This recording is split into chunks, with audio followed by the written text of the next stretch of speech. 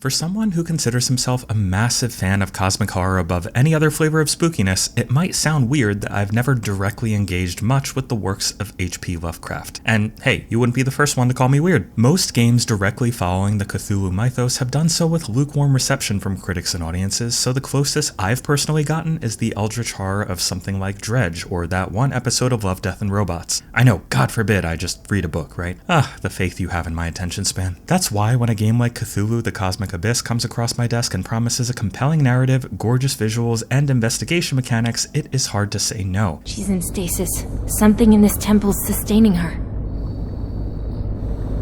Do you think it's a ritual? It's likely. She seems bound to the man on the altar. Just like it is hard to say no to a Patreon membership to help support content creators you love.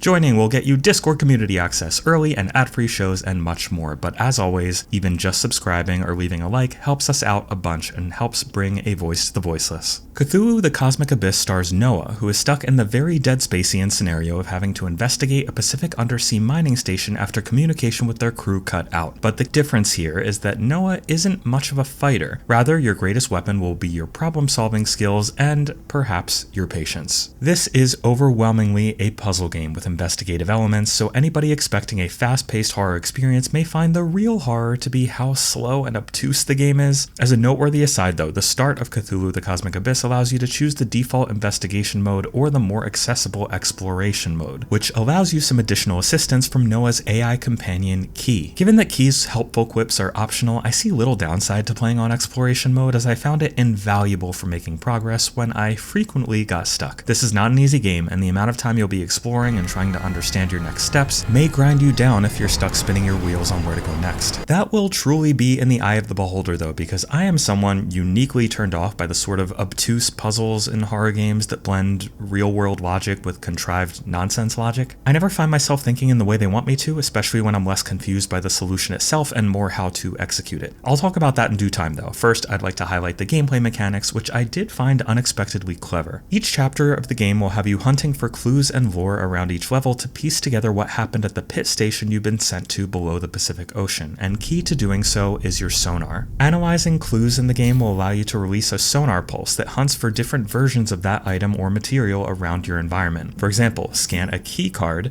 and you can configure your sonar to highlight other key cards in the area. It's a clever mechanic, especially because you can configure the sonar to scan combinations of item signatures that allow for a more targeted scan, which will be required to solve some of the trickier deductions. Analyzing each clue will cost an energy point, but these can be refilled by injecting yourself with a serum made of suspicious glowing mushrooms, which are definitely not FDA approved. Key also has upgradable abilities that can make analyzing clues more efficient. Clues you collect will be dumped in your mental map, which allows you to drag them around in a variety of ways to solve minor and major conundrums you will find along your path. The clues themselves can be pretty interesting too, since each location is filled with well-written lore that gives meaningful context to what's happened to the station and the people in it. If you struggle to wrap up a particular investigation, you may not be out of luck, as most chapters have two distinct paths they can take to affect your game and ultimately grant you one of several endings. One path will increase your level of corruption, and thus empower Cthulhu, and the other will decrease it. It may sound like a stereotypical good and evil system on the surface, but the way it changes the course of the game makes it fairly unique. The trouble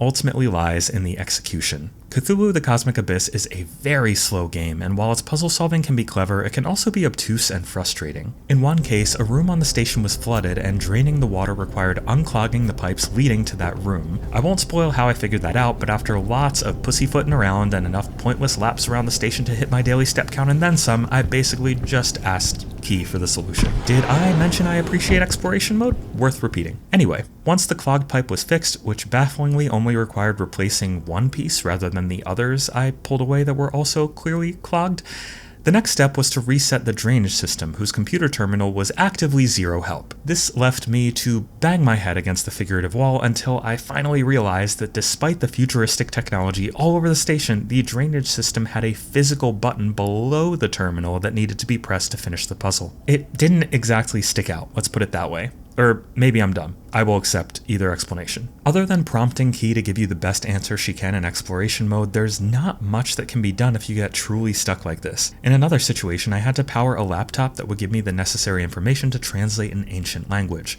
I powered the laptop, read what was on it, and was seemingly no closer to the solution. Boom, baffled again. That is, until I figured out that in order to complete that piece of the puzzle, you seemingly need to go into the mental map, physically connect the clues in your brain, and then you do the translating. Does this sound intuitive? I don't know, maybe it's just me, but that particular solution felt like passing your driving test, only to learn you're not allowed to get in the car until you recite your license number back to it. Compounding the haphazard nature of the puzzle design is the fact that the controls are interesting. When interacting with an object using a controller, Noah can press X to examine it, which gives you a close-up view and ability to rotate, but does not put it in your inventory. To put it in your inventory, you have to press down on the directional pad to take it, then to pull it back out and put it down.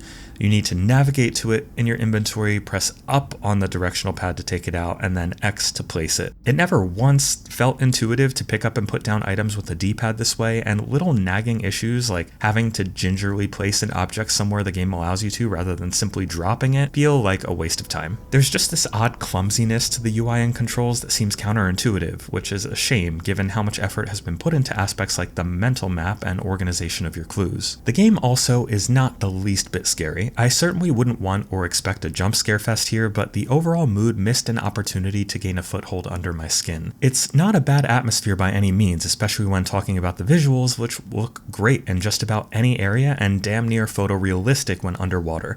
Seriously, the underwater sections of this game look very cool. There is the typical stutter you get with Unreal Engine 5 games, unfortunately, but it's fairly minor and performance is otherwise pretty good. But I kept hoping for the audio to thrum with the sort of menace I'd expect to make me feel like I'm not alone when I should be. Ambient noise is a subtle but powerful tool in the horror genre, and proper use of it in games like Silent Hill can create deep discomfort and dread even when nothing is happening.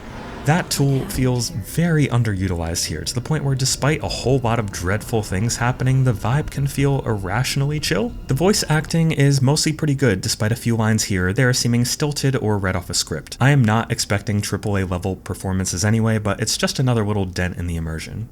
It might sound like I'm pretty negative on Cthulhu the Cosmic Abyss, but despite its oddities and frustrations, its tools of puzzle solving and interesting storytelling have genuine merit. For that reason alone, I imagine plenty of players can overlook the warts to indulge in a visually stunning experience that doesn't feel AAA levels of watered down or safe. So while I'm slapping a rating on it based on my personal experience, here more than usual, carefully consider if you're the type of person who enjoys the slow-paced and occasionally bizarre puzzle design of games like Myst or Scorn. Okay, Scorn is a bad example. I promise this one is much better than that. On a scale from the abyssal terror of the deep known as the Indie Krampus all the way up to the gargantuan glory of the golden genie lamp of approval, Cthulhu the Cosmic Abyss gets the table lamp.